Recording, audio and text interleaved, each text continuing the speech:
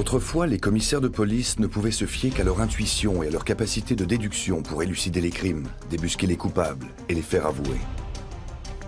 Mais aujourd'hui, grâce au progrès de la technologie en matière de médecine légale, ils sont très souvent aidés par les experts scientifiques qui leur fournissent des indices infaillibles.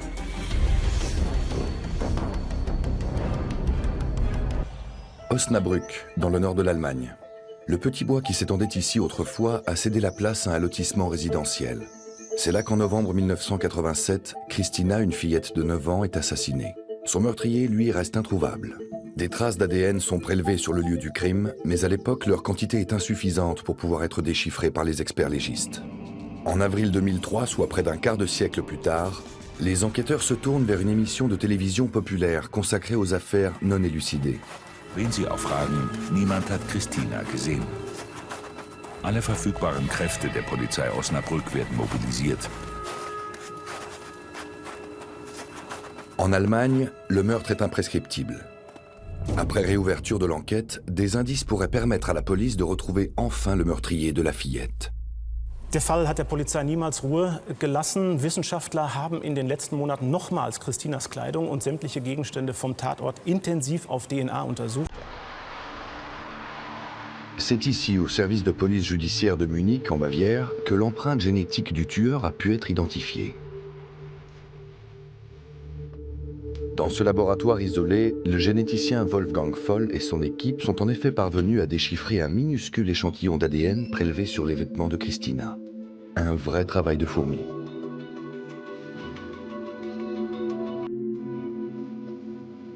Ce sont des cellules de peau qui ont livré de précieux indices aux scientifiques. Mais pourquoi seulement maintenant ? Ce qu'il y a de particulier dans ce cas, c'est que l'ADN retrouvé sur les lieux du crime avait été conservé à l'aide de bandes adhésives qui permettent de garder des cellules de peau intactes presque éternellement et d'éviter toute contamination. Nous sommes finalement parvenus à isoler l'ADN de ces cellules. Il y a 10 ans, une telle opération aurait été irréalisable. Suite à cette découverte, les enquêteurs convoquent plusieurs suspects pour procéder à un prélèvement salivaire et comparer leur ADN à celui du meurtrier. L'avocat du coupable se souvient bien de cette fameuse journée. Les enquêteurs avaient convoqué une cinquantaine de personnes. Mon client figurait parmi eux. Il a reçu un coup de fil et, curieusement, il a simplement demandé où et quand il devait se présenter. Il y est allé. Il a fourni un échantillon de salive et pour lui, il était clair qu'il était sur le point d'être démasqué. Le profil génétique du coupable établi plus de 25 ans après les faits montre à quel point les méthodes médico-légales ont progressé. Un constat qui va bien au-delà de cette affaire.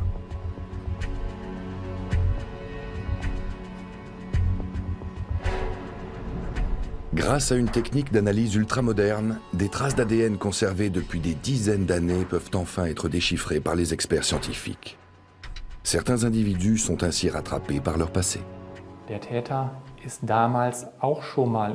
À l'époque, mon client était déjà dans le collimateur de la police. Mais il avait réussi à passer entre les mailles du filet. À aucun moment, les enquêteurs ne se sont dit qu'il tenait le criminel. Le meurtrier figurait parmi les suspects. Mais aucun indice ne permettait de le désigner comme coupable. On ne peut donc pas reprocher à la police de ne pas avoir fait son travail. Elle ne disposait d'aucune preuve avant de pouvoir analyser ce fameux échantillon d'ADN. Autrefois, lorsque l'analyse ADN n'en était encore qu'à ses balbutiements, la police scientifique avait besoin de prélever des taches de sang de la taille d'une pièce de monnaie, un peu moins pour le sperme, pour parvenir ensuite à déchiffrer l'empreinte génétique d'un individu.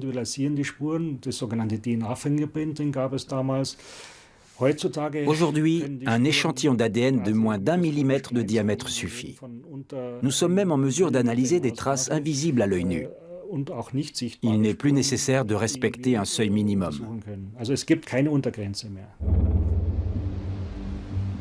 Dans ce cadre bucolique, au cœur de l'État de Washington, à l'extrême nord-ouest des États-Unis, des experts scientifiques parviennent même à déchiffrer des traces d'ADN à première vue inexploitables. À Spokane, une ville de 200 000 habitants, on résout les crimes à l'aide d'enregistrements vidéo. Grant Fredericks dirige ce laboratoire depuis plus de 30 ans. Même les images floutées n'ont presque aucun secret pour lui.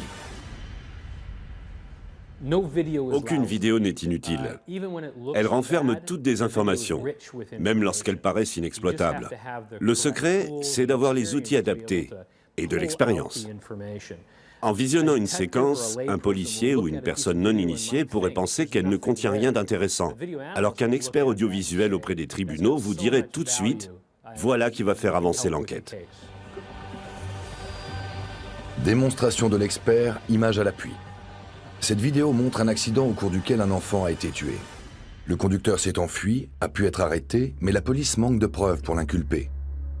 Une caméra de surveillance pourrait toutefois éclairer les enquêteurs. Les policiers espéraient voir un numéro de plaque minéralogique sur cette vidéo, mais elle n'est malheureusement pas visible.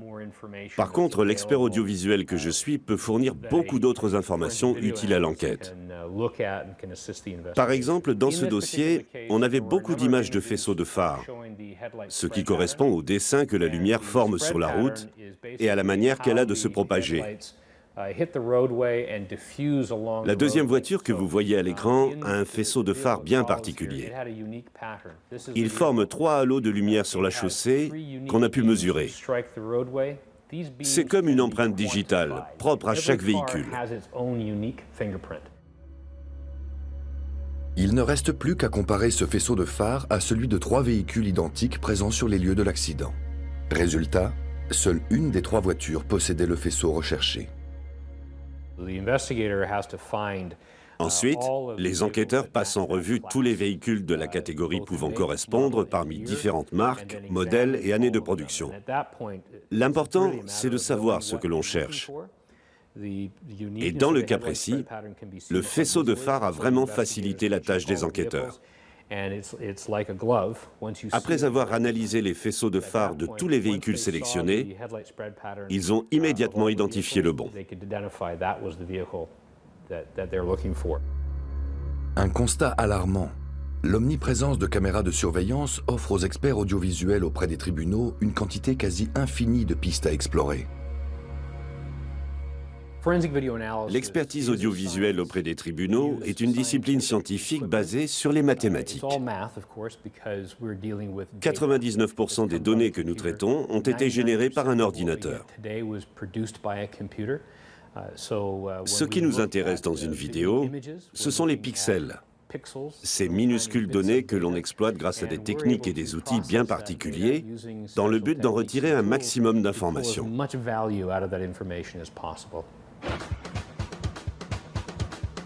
Dans la série policière américaine Les Experts Manhattan, l'ère du numérique va même encore plus loin. Quelques clics suffisent à faire apparaître un cadavre en image de synthèse dans une salle d'autopsie virtuelle, en plein cœur de New York. Un scanner est même en mesure de mettre au jour les crimes les plus insidieux. Un scénario exagéré? Pas tant que ça. À Zurich, les médecins légistes ont recours à une technique qui ressemble beaucoup à celle de leurs confrères fictifs de Manhattan. Depuis 2010, soit la même année que l'épisode de la série en question, les experts scientifiques helvètes procèdent eux aussi à des autopsies virtuelles. Une pratique qui leur permet de radiographier un corps plutôt que de le disséquer. À l'Institut médico-légal de l'Université de Zurich, tous les cadavres dont la mort est inexpliquée sont passés au scanner. Aujourd'hui, les radiologues ont affaire à une victime morte dans un incendie. Sa représentation virtuelle pourrait notamment leur permettre de déceler des traces de coups.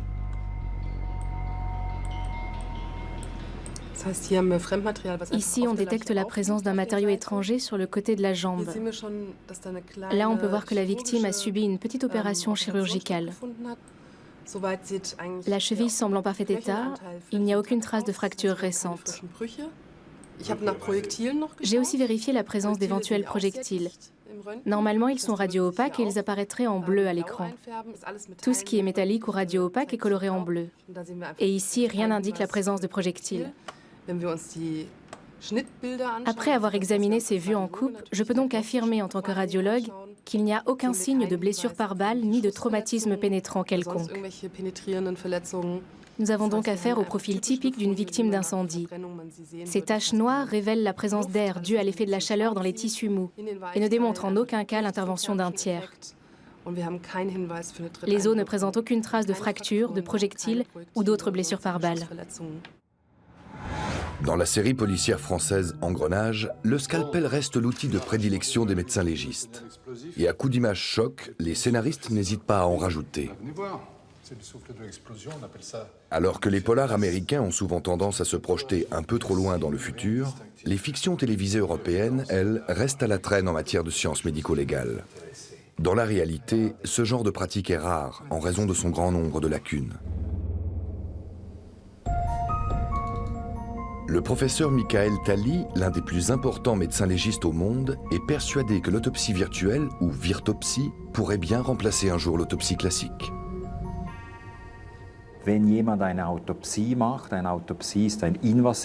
Lorsqu'on procède à une autopsie, pratique qui consiste à faire invasion dans le corps à l'aide d'un couteau ou d'un scalpel, on altère en quelque sorte la tridimensionnalité du corps. La virtopsie rend visible environ 60 à 80% de tous les résultats pertinents sur le plan médico-légal. Il s'agit d'un pourcentage très important. L'avantage de cette technique, c'est qu'elle nous sert de base pour l'autopsie et également à visualiser la surface et l'intérieur du corps en 3 dimensions. Dans un premier temps, nous pouvons ainsi faire des constatations, puis présenter ces images virtuelles au procureur général, au tribunal ou encore à la police. La série policière allemande Tatort semble se conformer aux méthodes modernes de la médecine légale. Le professeur Börne, le médecin légiste fictif préféré des Allemands, passe au scanner une momie soi-disant antique. Son ordinateur génère le même type d'image de synthèse que celle que nous venons de voir à Zurich. Et bien sûr, rien n'échappe à l'œil aiguisé de l'expert scientifique. Ganz klar zu erkennen, eine Ein- und eine Austrittsöffnung. Aus meiner Praxis kenne ich sowas nur von einem aufgesetzten Schuss. Dieser Mann wurde mit einer Feuerwaffe erschossen. Wie bitte? Das wäre schon ein gewaltiger Anachronismus, nicht wahr? Sie sehen enorm schnell. L'imagerie virtuelle permet de détecter très rapidement des traumatismes osseux et des dommages corporels importants au sein des tissus mous et des organes. Grâce à cette méthode d'analyse, les médecins légistes savent en quelques minutes seulement ce qu'un corps a pu subir. En Allemagne, un quart des homicides ne sont pas reconnus comme tels. En France, la situation est similaire. Mais l'autopsie virtuelle pourrait renverser la tendance. À Zurich, ce procédé innovant a récemment permis d'élucider un meurtre d'une extrême brutalité.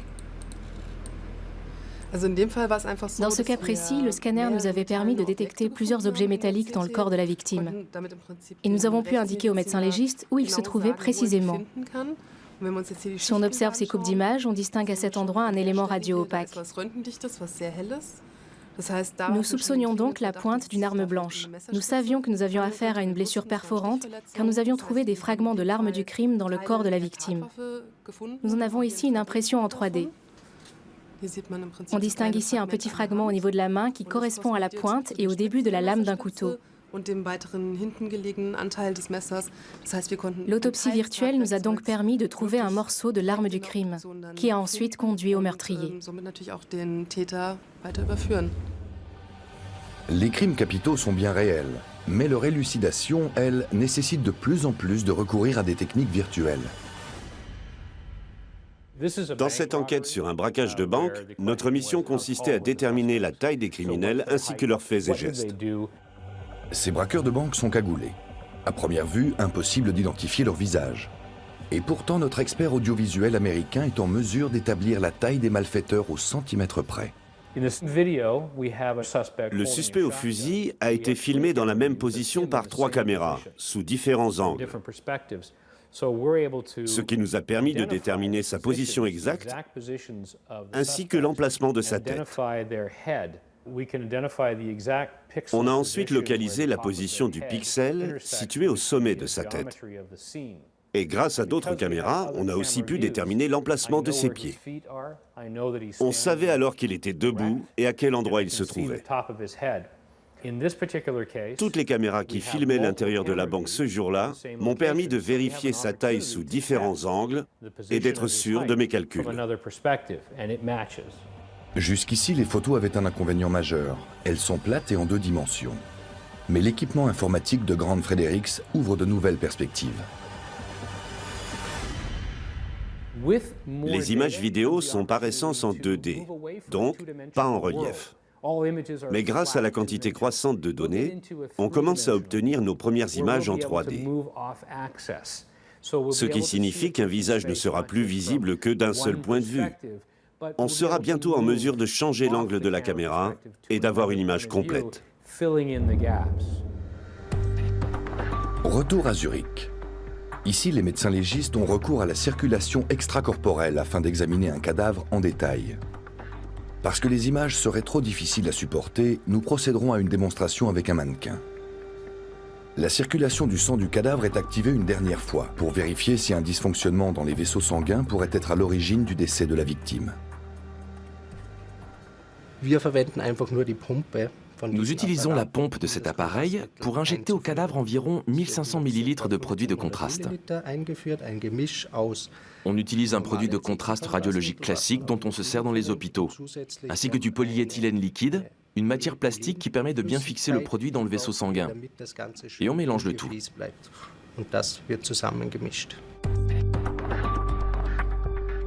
Résultat, on obtient des images de synthèse comme celle-ci. Le produit de contraste circule à travers le cerveau mort. La moindre veine est visible à l'écran, le moindre traumatisme aussi.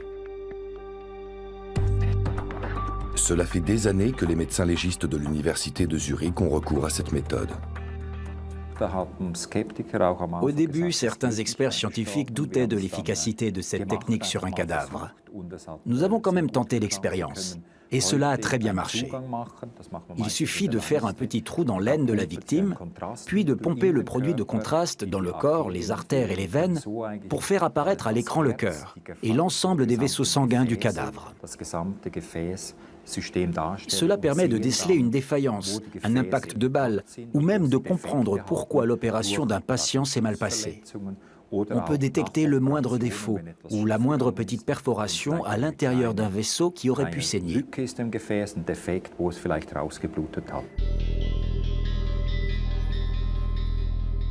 Les images obtenues grâce à une angiographie post-mortem sont remarquables et également très utiles pour mettre au jour d'éventuelles erreurs médicales.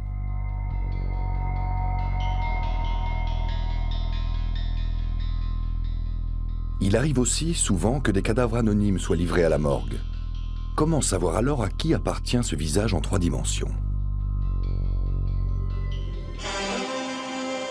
Pour les médecins légistes de la série policière Tatort, rien de plus simple.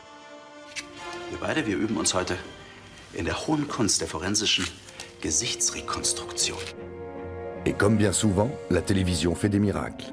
Les scientifiques n'ont qu'à comparer leurs modèles aux portraits enregistrés dans leur banque de données. Nein. Nein. Nein. Ja. Haben Sie gerade Ja gesagt? Ja. Alberich, ich befürchte, ich liebe Sie. Dans la réalité, il reste encore un long chemin à parcourir.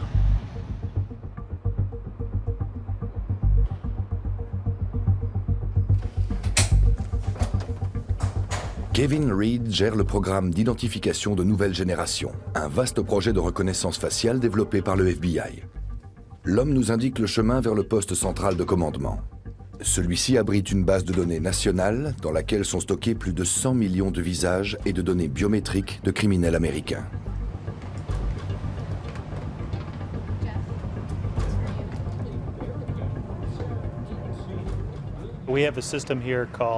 Notre système s'appelle NCIC.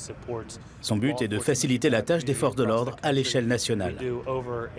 Il enregistre plus de 8 millions de connexions par jour. Par exemple, Quand un policier interpelle un individu dans la rue, il peut instantanément vérifier dans la base de données s'il fait l'objet d'un mandat d'arrêt ou s'il conduit une voiture volée. 8 millions 8 millions. par jour? Oui. Pourquoi autant? Parce que cela fait partie de la mission des policiers d'arrêter immédiatement tous les individus qui doivent l'être.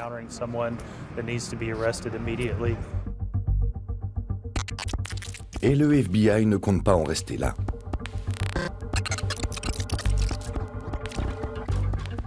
Les services de sécurité américains sont prêts à investir plus d'1 milliard de dollars dans un programme regroupant toutes leurs méthodes d'investigation numérique. Un moyen d'accélérer le processus. Dans les fictions télévisées américaines, le logiciel de reconnaissance faciale apparaît comme une évidence. Mais dans la réalité, il s'agit d'un projet ambitieux qui prend des proportions inquiétantes. Le programme d'identification de nouvelle génération, un instrument au service d'une surveillance permanente. Le programme d'identification de nouvelle génération a été développé sur 7 ans et vise à collecter les données biométriques, mission qui était jusqu'à présent assurée par le service d'information de la justice criminelle du FBI. Ce nouveau système a pour but d'améliorer notre collecte d'empreintes digitales et de faciliter leur comparaison. Nous voulons aussi développer des dispositifs portatifs de collecte d'empreintes et permettre la reconnaissance faciale et oculaire par ordinateur. En un mot, on prépare l'avenir.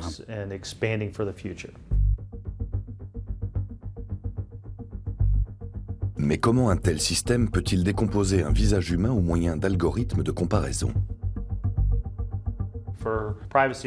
Pour des questions de confidentialité, je prends une personne décédée. Mais le but est de vous montrer les capacités du logiciel en termes de reconnaissance faciale. Voilà une photo d'un individu qui visiblement s'est battu. On voit bien son œil au beurre noir. J'importe maintenant la photo dans le logiciel et je vais utiliser un outil spécifique pour analyser s'il s'agit bien de la même personne. Le logiciel s'appuie sur la géométrie du visage, la présence d'éventuelles cicatrices, l'emplacement des yeux, de la bouche, la façon dont elle s'affaisse, la distance entre le nez, la bouche et les yeux. Il faut poser plein de points de repère sur le visage. Les scientifiques prennent le pas sur les enquêteurs. Ce sont eux aussi qui ont permis de retrouver la trace du meurtrier de Christina. Osnabrück. Die 9-jährige Christina geht zur Schule. Wünsche ich dir einen schönen Tag, ja? Und wir sehen uns dann zu Mittag. Ein fremder Mann auf dem Schulweg. Ist er schuld daran, dass Christina dort verschwindet? Wir haben tatsächlich eine männliche DNA gefunden, bei der es sich möglicherweise um die Täter-DNA handeln könnte. Muss man jetzt sagen, die Untersuchungen sind noch nicht abgeschlossen. Wir müssen da noch weiter nachsehen, aber es könnte natürlich den Durchbruch bringen. Une analyse ADN en laboratoire a en effet permis aux enquêteurs de trouver le coupable. Mais en quoi consiste une telle opération? Dans un premier temps, les scientifiques mettent les cellules de l'individu en présence d'une solution pour détruire leur noyau et leur membrane. Ils vont ensuite s'intéresser à 16 séquences d'ADN en particulier. Pour les identifier, ils doivent scinder l'ADN puis détecter les séquences recherchées à l'aide d'amorces. Pour finir, chaque séquence est copiée plusieurs millions de fois. Les scientifiques cherchent à savoir combien de fois les bases azotées de l'ADN, aussi appelées nucléotides, se répètent dans un ordre précis. Comme par exemple l'enchaînement des nucléotides TCAT. Plus ce tétranucléotide de l'ADN se répète, plus le segment est long. On procède alors à une électrophorèse. Cette technique consiste à déposer des molécules d'ADN sur un gel dans lequel on fait passer un courant électrique. Le gel agit comme un tamis et classe les segments d'ADN en fonction de leur taille. Les segments les plus courts migrent plus rapidement que les longs. On obtient alors une sorte de code barre qui diffère selon chaque individu et détermine son profil génétique. Autrefois, on devait analyser des segments d'ADN bien plus longs. Aujourd'hui, on parvient à déchiffrer des brins d'ADN composés de 100 à 300 bases seulement, contre 600 à 700 autrefois. Il est donc clair qu'en cas de traces d'ADN endommagées, l'ancienne méthode était beaucoup moins efficace que la nouvelle. C'est donc grâce à un généticien que les enquêteurs ont pu mettre la main sur le meurtrier de Christina et l'envoyer en prison.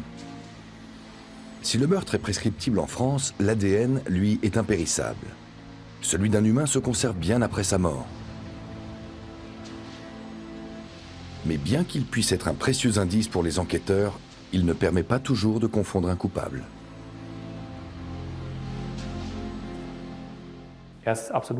Mon client est prêt à coopérer. Bien sûr, ils disent tous ça. Mais là, je pense qu'il est vraiment sincère. C'est en tout cas l'impression qu'il me donne. En plus, l'ADN prélevé sur les lieux du crime ne suffirait pas à l'inculper. En effet, lorsque des traces d'ADN sont retrouvées sur une veste, qu'est-ce que cela implique au juste? Cela indique uniquement que le suspect est très certainement entré en contact avec cette veste. Mais ce n'est pas parce qu'il a mis le doigt dessus qu'il est pour autant l'auteur du meurtre. Si un individu n'est pas fiché, il y a une chance sur 1 billion qu'on retrouve la personne qui correspond à l'ADN qu'on a pu retrouver sur le lieu d'un crime. En outre, cela ne permet pas, dans tous les cas, de prouver que la personne en question est coupable. C'est aux enquêteurs et aux juges d'établir les circonstances du meurtre. Une fourrière parisienne transformée en scène de crime.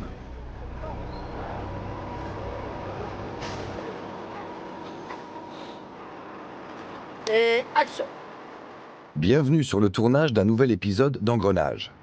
Les scénaristes de la série tiennent à ce que le déroulement des enquêtes colle le plus possible à la réalité.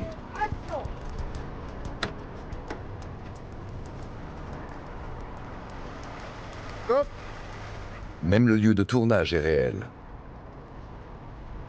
Dans cette scène, les enquêteurs mettent la main sur un indice de taille, une couverture ensanglantée. Et qui dit sang, dit ADN. L'ADN, on l'utilise tout le temps. On l'utilise tout le temps parce que d'abord il y a un fichier, on a un fichier des empreintes génétiques en France depuis pas très longtemps d'ailleurs, depuis 1998, donc c'est quand même très très récent chez nous. Et l'ADN, effectivement, on l'utilise à chaque fois, dans toutes les saisons, puisque dès qu'il y a soit un cadavre qui est retrouvé, on fait automatiquement une recherche ADN pour savoir si la personne est déjà connue ou si elle est identifiée. Et on fait aussi à chaque fois une recherche ADN quand on trouve voilà, du sang sur une scène de crime ou des empreintes pour savoir si elles appartiennent à quelqu'un qui est déjà connu. Mais dans cette fiction aussi, tout va un peu trop vite. Il suffit aux enquêteurs de saisir une empreinte digitale dans leur ordinateur pour que celui-ci identifie le coupable en quelques secondes seulement. Les crêtes se rapprochent de celle d'un dénommé Hugo Rosier. Tiens, je te sors sa fiche. Le commissaire n'a plus qu'à passer un appel à un collègue et le tour est joué. Allô? Gilou, t'es avec Tintin? Ouais, j'ai l'identité du mec. De quoi démoraliser les vrais enquêteurs. La gigantesque banque de données du FBI, elle, ne tape pas toujours dans le mille. Les puissants ordinateurs parviennent presque à chaque fois à identifier un coupable par le biais de ses empreintes digitales. Mais la reconnaissance faciale s'avère bien plus complexe. Son degré de précision avoisine les 80%. Selon la loi en vigueur sur la protection des données, seuls les individus ayant déjà eu affaire à la justice peuvent être enregistrés dans la banque de données. Une situation qui ne facilite pas la tâche des enquêteurs. On analyse les yeux, les cicatrices, la distance entre les deux yeux, entre les yeux et la bouche. Certains individus vieillissent plus vite que la normale. Par exemple, ceux qui consomment de la drogue ou ceux qui sont régulièrement impliqués dans des rixes et qui sont blessés au visage. Mais une fiabilité à 80% ne suffit pas à confondre un coupable. La police scientifique du FBI à Quantico ne se fait pas d'illusions. Il n'existe à ce jour aucun logiciel de reconnaissance faciale automatique. Qu'est-ce qui rend la tâche si difficile? C'est une très bonne question. Ce qui complique les choses, c'est qu'il faut se baser sur un très grand nombre d'algorithmes pour analyser un visage. Quand on parle de morphologie, il faut prendre en compte les grains de beauté, les cicatrices, les verrues, etc., sans parler de la forme du nez, des oreilles. Il suffit donc que la caméra filme le visage sous un angle différent pour que le logiciel ne parvienne plus à gérer les changements. Avec la technologie actuelle, on estime pouvoir obtenir des résultats fiables à 85%. C'est pour cette raison qu'on travaille toujours sur une liste regroupant entre 2 et 50 suspects potentiels, suivant ce que l'expert recherche. Aujourd'hui, on n'est pas encore en mesure de remplacer l'œil humain par une machine. On espère pouvoir un jour mettre au point un système basé sur des algorithmes informatiques et qui permettrait d'obtenir des détections ultra rapides et des analyses comparatives. Mais pour l'instant, on fait toujours appel à des êtres humains pour reconnaître les visages. Le FBI ne peut donc pas savoir automatiquement où et quand un individu circule sur le territoire américain.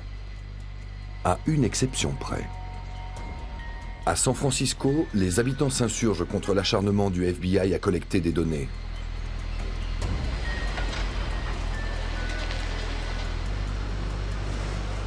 La police fédérale n'a pas le droit d'abuser des progrès techniques de la criminalistique.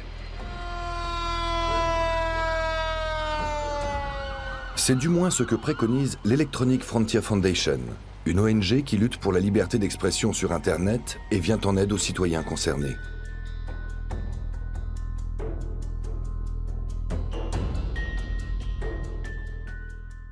Le FBI et le département de la justice ne s'en cachent pas. Leur but à terme est de pouvoir suivre le déplacement des individus d'un point à un autre. Pour le moment, les logiciels de reconnaissance faciale n'en sont pas capables. Mais dans un futur proche, il sera possible d'identifier et de suivre quelqu'un au milieu d'une foule à l'aide d'une caméra. L'idée du FBI n'a pas encore traversé l'esprit débordant d'imagination des scénaristes des experts Las Vegas.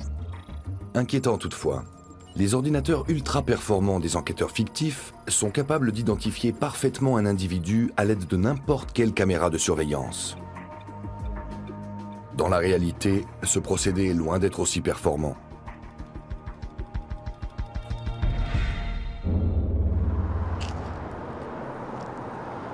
Même les attentats du marathon de Boston, qui avaient bouleversé la planète entière, n'ont pas été élucidés grâce aux ordinateurs du FBI.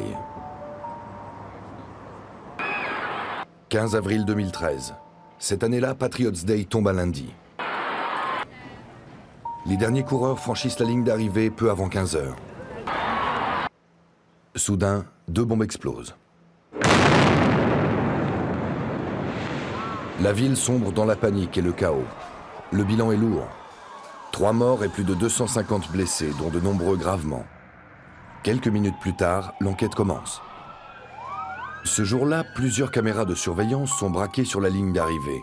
La vidéo d'un magasin montre 2 individus déposant un sac lourd sur le sol. L'analyse des images a permis aux enquêteurs de les identifier. Mais alors pourquoi le FBI s'obstine-t-il à vouloir investir plusieurs milliards de dollars dans un programme de reconnaissance faciale ? Les attentats de Boston ont prouvé que notre système de justice pénale est au point. Les suspects ont pu être rapidement appréhendés sans avoir recours à une collecte massive de données biométriques. Des entreprises privées ont tout simplement accepté de fournir aux services de police les vidéos enregistrées par leurs caméras de surveillance. À quelques pâtés de maison du lieu du crime, une marée de rubans rend hommage aux victimes des attentats.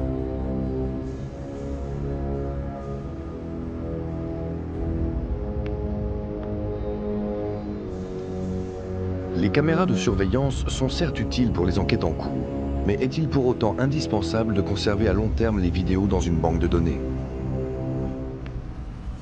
Existe-t-il encore une sphère privée dans l'espace public ? Ce qui se passe dans l'espace public n'est pas confidentiel. Un individu qui marche dans la rue est en permanence sous surveillance vidéo. Si un crime a lieu, je pense qu'il est normal que la police ait accès aux données vidéo de la zone pour mener son enquête. Une telle banque de données peut-elle remplacer les nombreuses caméras de surveillance et par conséquent le travail des experts audiovisuels? Voilà une enquête sur un homicide commis dans une boîte de nuit. Les lieux sont équipés de plusieurs caméras de surveillance.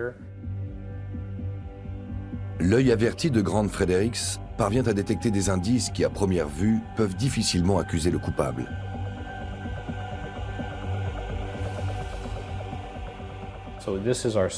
Voilà notre suspect qui entre dans la boîte, suivi d'un ami. On distingue bien les vêtements qu'il porte. Là, ce sont les videurs. On va utiliser ces images comme point de référence dans l'analyse des vêtements et des bijoux portés par le suspect. Il a un polo rayé à col en V, 3 rayures de couleur foncée sur le torse, une des rayures foncées se trouvant au niveau du coude. On voit aussi distinctement sa casquette, avec un logo de forme circulaire sur le devant. En visionnant les vidéos de l'intérieur de la boîte, on perçoit d'autres détails physiques du suspect, surtout quand il entre dans les toilettes, là où a eu lieu le meurtre. On peut facilement le suivre grâce au logo de forme circulaire sur sa casquette. Il porte un médaillon sur la poitrine. La lumière est très faible, mais la chaîne est visible autour de son cou. Et le voilà dans les toilettes. Il a été filmé successivement par plusieurs caméras. L'homicide va avoir lieu dans quelques secondes. Une fois que son ami sera sorti, il va ouvrir le feu.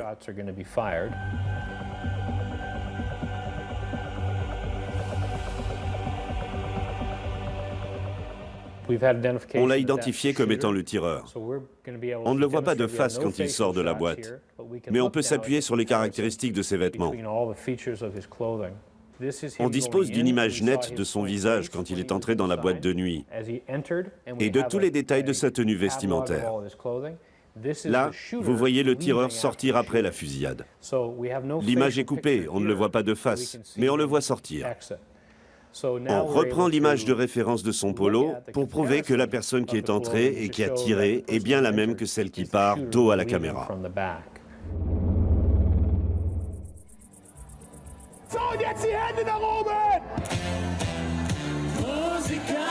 Samedi 17 juillet 2010. Ambiance festive et arrosée à Dörpen, un village de 5000 habitants situé dans le land de Basse-Saxe en Allemagne. Les habitants sont loin de s'imaginer qu'un meurtre va être commis cette nuit-là. Une affaire qui va même être portée jusqu'à la Cour fédérale de justice allemande.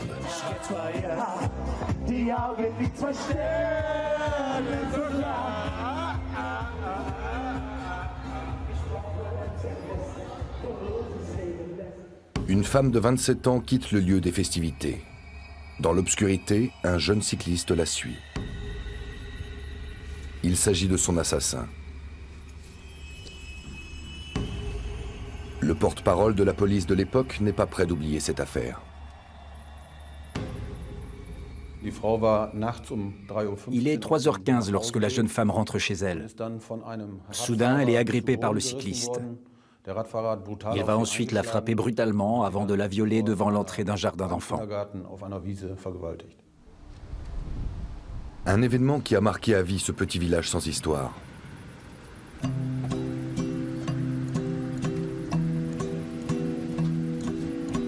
Fini les relations de bon voisinage.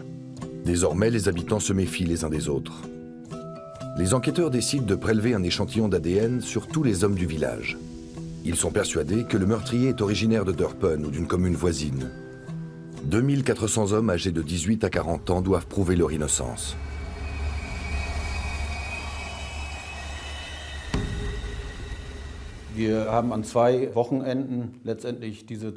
Pendant 2 week-ends, nous avons convoqué à la mairie du village les 2400 hommes résidant à Dörpen pour prélever un échantillon de leur ADN.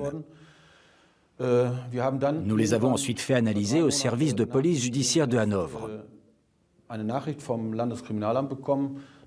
Environ 3 mois plus tard, nous avons reçu un message. Et ce message nous annonçait que 2 des échantillons prélevés étaient très similaires à l'ADN du meurtrier. Mais pas identiques. Non, c'est exact. Les médecins légistes sont formels. Le meurtrier a forcément un lien de parenté avec 2 des hommes qui ont fourni un échantillon d'ADN. Un mineur qui avait lui-même échappé au test est alors placé en garde à vue. La Cour fédérale de justice allemande se prononce à son tour et décide de maintenir l'adolescent en prison, bien que son arrestation se fonde sur une utilisation irrégulière des résultats d'une opération massive de prélèvement d'ADN. En effet, la loi interdit d'établir des liens de parenté à partir d'un échantillon d'ADN. Toute avancée scientifique n'est donc pas automatiquement autorisée par la loi. Dans la série Les Experts Las Vegas, en revanche, tous les coups sont permis. DNA may give us an ID. Les enquêteurs fictifs n'ont aucun souci à se faire. Tous les meurtriers recherchés figurent forcément dans leur banque de données. Pas besoin de s'embêter avec des opérations massives de tests ADN. Les experts de Las Vegas font mouche à tous les coups. Broke your case again. Cette jeune femme aux yeux bleus va participer à une expérience censée démontrer que l'ADN recèle bien plus d'informations encore.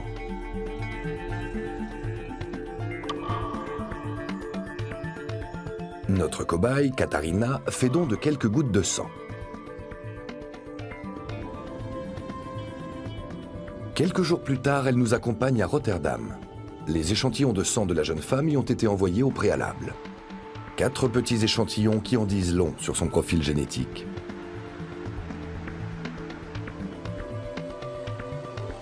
Nous sommes attendus au CHU. C'est là que le sang de Katharina a été analysé. Le professeur Manfred Kaiser a pu en tirer des informations stupéfiantes.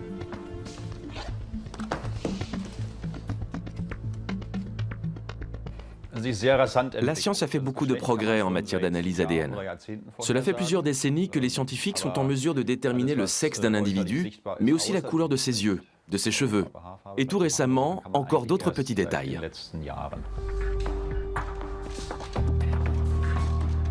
Grâce aux recherches menées par le professeur et son équipe, la police scientifique n'a plus besoin de comparer un ADN trouvé sur une scène de crime avec celui d'un individu déjà fiché pour établir le profil d'un criminel. Ainsi, grâce à une technique autorisée à ce jour dans un nombre limité de pays, les scientifiques sont parvenus à identifier des marqueurs permettant de déterminer certains traits physiques d'un individu à partir de son ADN. Un procédé révolutionnaire qui ouvre de nouvelles perspectives aux enquêteurs. Nous avons parfois affaire à des empreintes génétiques inconnues des services de police qu'on ne peut donc pas comparer à d'autres échantillons d'ADN. Aujourd'hui, nous sommes en mesure d'établir des caractéristiques physiques, telles que la couleur des yeux, des cheveux, mais aussi l'origine géographique d'un individu, à partir d'un seul échantillon d'ADN prélevé sur les lieux d'un crime. Ces informations peuvent grandement faciliter la tâche aux enquêteurs. Démonstration avec l'échantillon fourni par notre volontaire. Le professeur Kaiser parviendra-t-il à résoudre l'affaire Katharina? La première chose que nous pouvons affirmer d'après notre analyse, c'est que nous avons affaire à une femme. C'est exact. Ensuite, l'analyse ADN nous a révélé que cette femme est âgée de 30 ans environ, avec une marge d'imprécision de 5 à 8 ans. Elle a donc environ 30 ans. C'est exact. J'ai presque 30 ans, j'en ai 29. En réalité, c'est précisément l'âge que nous avions déterminé. Nous avons également identifié la couleur des yeux et des cheveux de cette femme grâce à une autre analyse génétique. Selon les données génétiques relevées, il y a de grandes chances que cette femme ait les yeux bleus. C'est bien ça. En ce qui concerne la couleur de ses cheveux, nous avons pu constater à l'aide d'une autre analyse génétique qu'il est très probable que cette femme ait les cheveux bruns, plutôt châtain clair que foncé.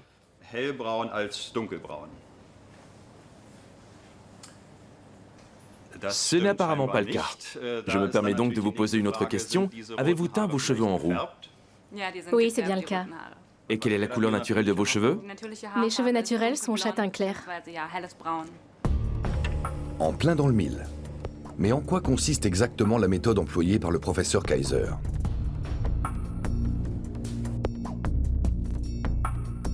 Le principe de base de l'analyse génétique n'est pas de comparer, mais de déchiffrer. L'ADN contient presque toutes les informations relatives à un individu. Celles qui définissent la couleur des yeux et des cheveux se situent sur quelques gènes, constituées de bases toutes positionnées de manière différente.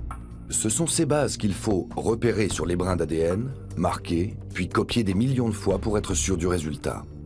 Un procédé permettant de déchiffrer l'information génétique contenue dans chaque enchaînement de bases d'ADN.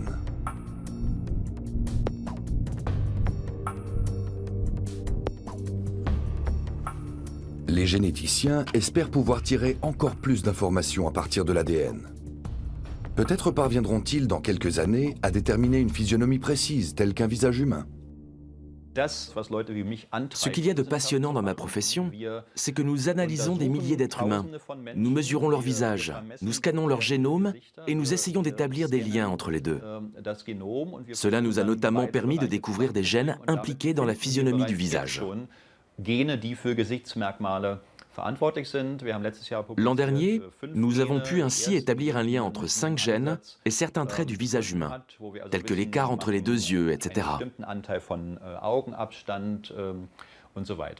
Nous n'en sommes qu'au début de nos recherches, mais il ne s'agit en aucun cas de science-fiction.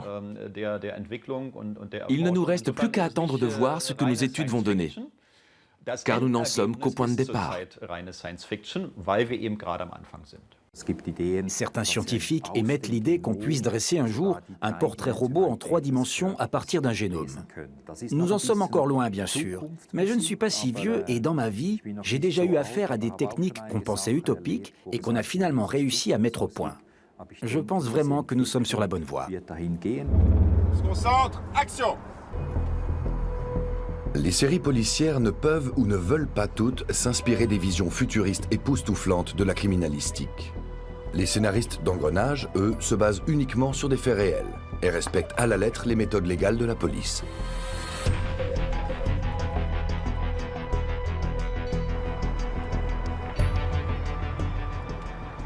Une chose est sûre, c'est que Engrenage suit les évolutions des techniques et des lois aussi qui sont promulguées. Donc évidemment, si demain en France, l'ADN permet de déterminer la couleur des yeux ou la couleur de la peau, ce sera utilisé dans Engrenage.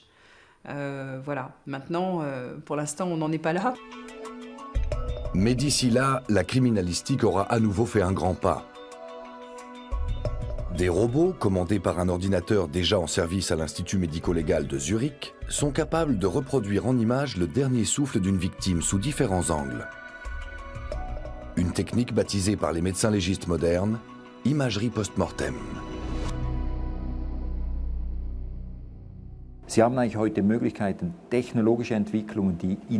Aujourd'hui, nous avons la possibilité d'utiliser de nouvelles technologies dans différents domaines, tels que la robotique, l'industrie ou la génétique moléculaire.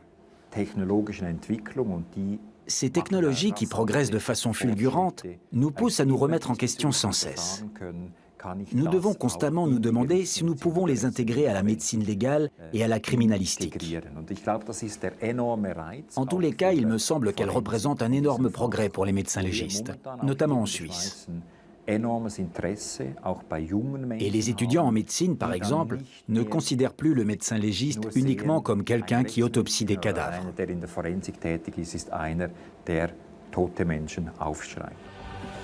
Conclusion, un expert scientifique moderne est un analyste interdisciplinaire qualifié. Démonstration en images avec Grant Fredericks. Voilà les images de l'intérieur d'un magasin.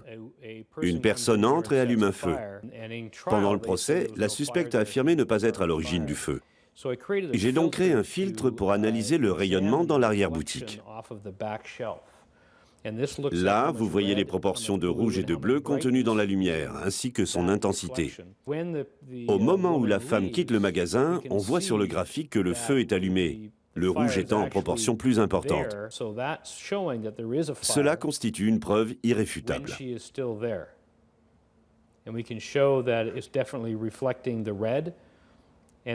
Et puis après son départ, on aperçoit les flammes.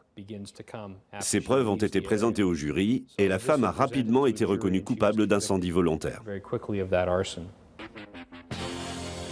Le flair infaillible du spécialiste américain a de quoi faire rêver les experts de Las Vegas qui s'en remettent entièrement à la toute-puissance de leurs ordinateurs. Alors qu'il suffit aux experts fictifs de quelques clics pour élucider tous les crimes, les médecins légistes réels, eux, voient plus loin et misent sur une technologie encore plus pointue. La médecine légale a progressé de manière considérable. Toutes les disciplines médicales ont évolué différemment. Et je pense que la prochaine étape consistera à faire converger diverses branches de la médecine, telles que la toxicologie, la pharmacologie, la génétique et l'imagerie, vers un même objectif. Ici, à l'Institut, il nous arrive de parler d'imagerie pharmacogénétique, qui n'en est actuellement qu'au stade de projet.